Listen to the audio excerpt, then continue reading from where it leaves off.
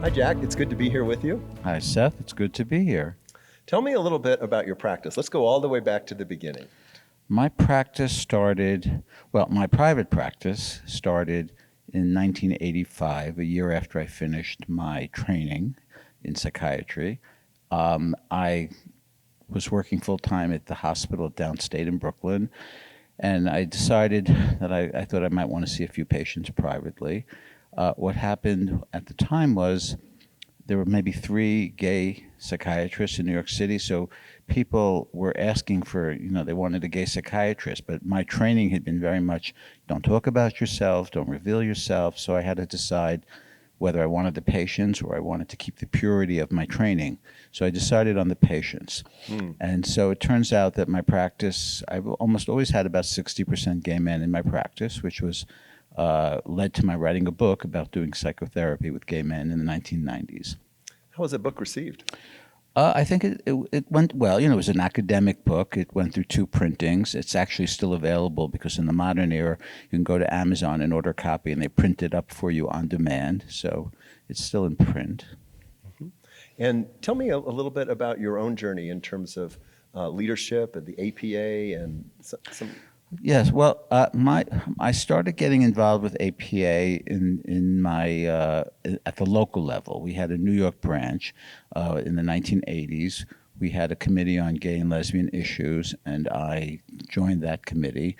In 1985, there was talk of a new test for HIV that was coming out because until 1985 there was no test for either the antigen or the antibodies.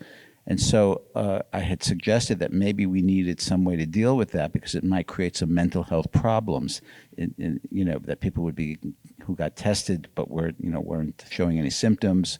We didn't know that much about the disease back then as we do now. And so they put together a committee on HIV. And so I was on committees at the local level. And so at the local level, I wound up being first secretary of the district branch. The Manhattan, now called the New York Psychiatric Society, was the largest district branch. It may still be, with about 2,000 members in the United States. I became secretary, and then I became president of that. And as part of my work, in the local APA, I got some recognition in the national APA. And in 2000, I was appointed to be chair of what was then called the Committee on Gay, Lesbian, and Bisexual Issues. And so I did that for 6 years, from 2000 to 2006. I was also nominated to be president-elect of APA in 2005, but I didn't win that election, which turned out to be a blessing because I'm a private practitioner and it's really a hard job to do. But you would have been the first openly gay president of the APA? Not exactly. We Okay. had Larry Hartman, who was president in the 1990s, was openly gay, but although he wasn't as openly gay, as he is now back then, but certainly people in his immediate circle knew about it.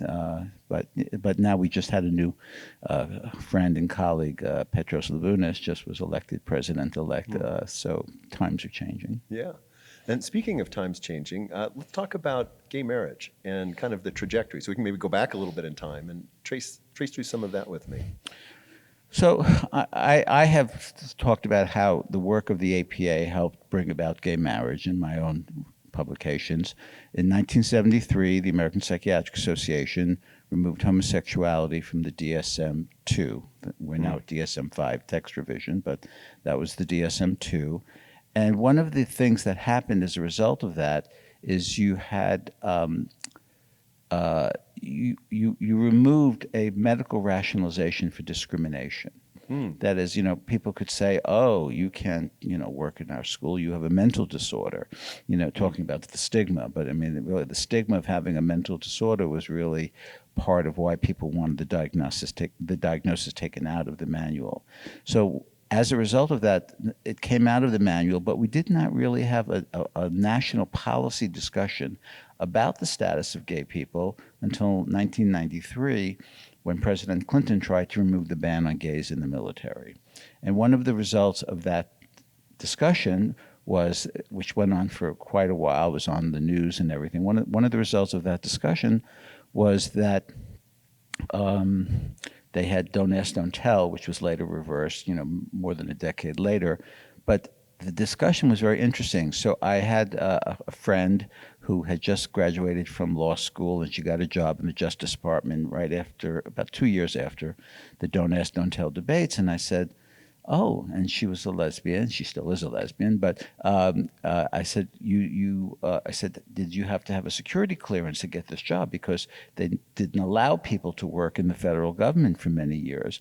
And she said, "No." She said one of the after effects of the Don't Ask, Don't Tell debate was when people had to speak out loud about why, gay people shouldn't be in the military, the best they could come up with was foxholes and submarines. And so it turns out if your job didn't involve foxholes and submarines, then there would be no reason for you to be, no rational reason for you to be excluded from the job. And so that changed as a result of the APA decision. And of course, around that same time in 1995, earlier in 1993, Hawaii, I think the Hawaiian Supreme Court ruled that gay marriage should be allowed in Hawaii, which led to the passage of the Defense of Marriage Act, I think in 95. And that began a debate that actually, again, like the Don't Ask, Don't Tell, began an open discussion about gay people and where should we be fitting into society. And somehow marriage is something that everybody understands. I think a lot of straight people were perplexed. They want to get married, and it turns out the idea that people want to have marriages, they want to have their loved ones visit them in the hospital, they want to have, inheritance rights, they want people to, be able to have children and raise children. That got to be understanding. So I would say, within the next, decade, 2000, by 2004, Massachusetts was the first state to have marriage rights in the United States, and then state by state, and then until finally in 2013 and 2015, the Supreme Court said yes to federal recognition of same-sex marriage. So I don't think any of those things would have happened if psychiatry had, in this case, reduced the stigma of homosexuality by taking it out of its diagnostic manual. Right. Wow. What kind of lessons do you think we can learn from that for a national anti-stigma campaign? So there are several lessons. One is it takes a long time. I'm a psychoanalyst. There's an old joke: how many psychoanalysts does it take to change a light bulb? Just one, but the light bulb has to want to change, and it takes a very long time. So it takes a very long time to make change, social change. That social change requires conversation, just as we began instead of talking about gay people behind their backs and in whispers, conversation about gay people were out in the open, and the same thing can happen around mental disorders. If we talk about the stigma of mental disorders, once everybody can talk about it, you'll find that it's more common than people think. And finally, that that gay people were accepted into the family of families.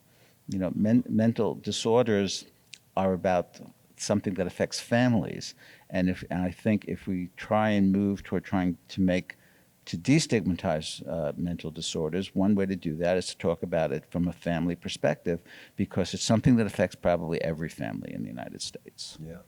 Well, thank you for your time today. I really appreciate it. Well, thank you for inviting me. Thanks to the Huntsman family for putting this all together.